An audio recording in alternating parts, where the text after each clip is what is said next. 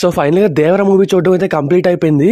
Benefit చూసి ఆ హైతో బయటకు వచ్చి చెప్తున్నా, వేరే లెవెల్లో ఉంది భయ్యా. మీరు మాత్రం వీడియోని లైక్ చేసి ఏదో ఒక కామెంట్ పెట్టి సబ్స్క్రైబ్ అయ్యి సపోర్ట్ చేయండి. ఇంకంతకు మించి మిమ్మల్ని ఏమీ అడగను. డీటెయిల్ రివ్యూ మాట్లాడుకుందాం. అసలు స్పాయిలర్స్ లేకుండా చాలా పకడ్బందీగా రివ్యూ చెప్తాను వినండి. చెప్పేది ఏంటంటే, దేవర మూవీ ఫస్ట్ హాఫ్ చాలా బాగుంది, సెకండ్ హాఫ్ కొంచెం బాగుంది.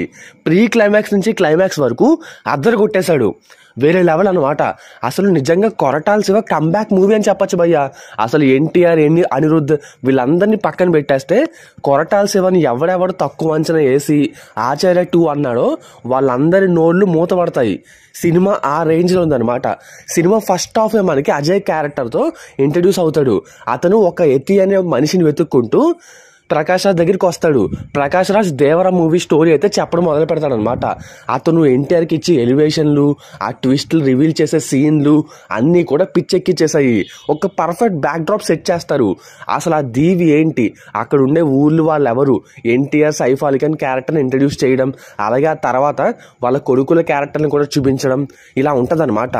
ఫస్ట్ హాఫ్ అంతా కూడా ఫ్లాష్ బ్యాక్ చూపిస్తారు. ఆ తర్వాత మనకి అసలు ఒరిజినల్ ప్రెజెంట్లోకి అయితే వచ్చేస్తుంది. ఈ సినిమా స్టోరీ అంతా కూడా 1996 బ్యాక్ డ్రాప్లో జరుగుతుంది. నిజంగా పర్ఫెక్ట్గా సెట్ చేశారు. అసలు వీళ్ళు కంటెనర్ని ఎలా దొబ్బుకొస్తారు, ఆ దొబ్బుకొచ్చినప్పుడు వీళ్ళు మధ్య జరిగే డ్రామా, ఇవన్నీ కూడా సీన్స్, ఒక్కొక్క సీన్ మనల్ని సినిమా మూడ్లోకి అలా తీసుకువెళ్ళిపోతుంది అనమాట. చాలా బాగా తీశారు. ఎంతో రీసెర్చ్ చేసి చాలా పకడ్బందీగా స్టోరీ అయితే రాసుకున్నారు. నిజంగా సినిమాలో ఆ షార్క్ ఫైట్ సీను, మళ్ళీ దేవర ఫైట్ సీను, మళ్ళీ ఆయుధ పూజ దగ్గర జరిగే ఫైట్ సీను, ఇంకా వరా క్యారెక్టర్ కూడా ఎరగదీస్తుంది భయ్యా. వరా క్యారెక్టర్ దేవరాకి కొడుకు.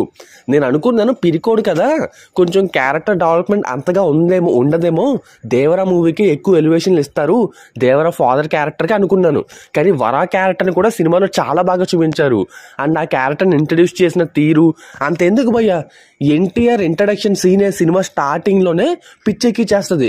అండ్ జాన్వీ కపూర్ని కూడా బాగా చూపించారు. అండ్ మంచి లైట్ హార్ట్ మూమెంట్స్ కూడా ఉన్నాయి. అండ్ కొన్ని సీన్స్లో అయితే నాకు సింహాద్రి రేంజ్ ఎలివేషన్ ఇచ్చారనిపించింది భయ్యా. ఎన్టీఆర్ ఫ్యాన్స్కి అయితే నిజంగా పూనకాలే.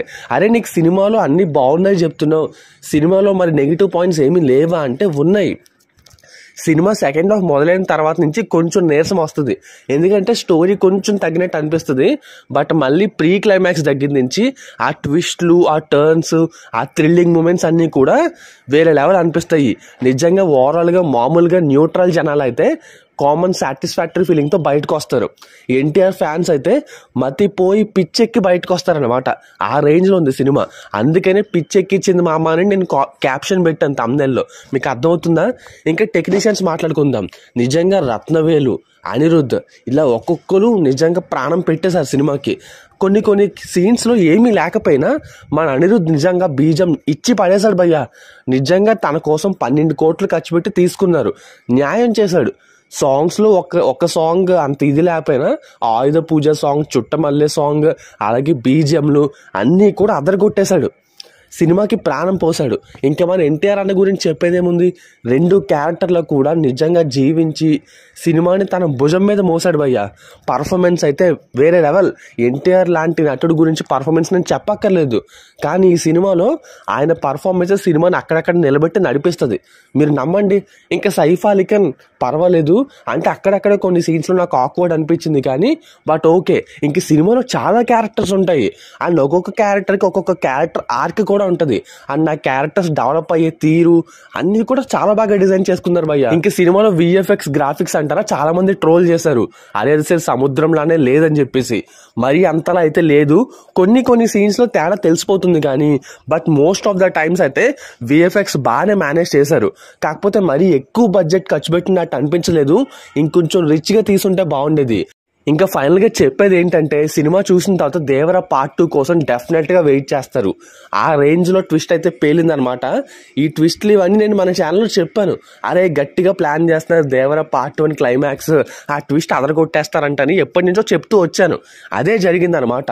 నేను చెప్పేది ఏంటంటే, మీరు ట్విట్టర్లు ఇవన్నీ స్పాయిలర్స్ చూడకండి, డైరెక్ట్గా థియేటర్లో ఎక్స్పీరియన్స్ చేయండి. నెక్స్ట్ లెవెల్లో ఉంటుంది.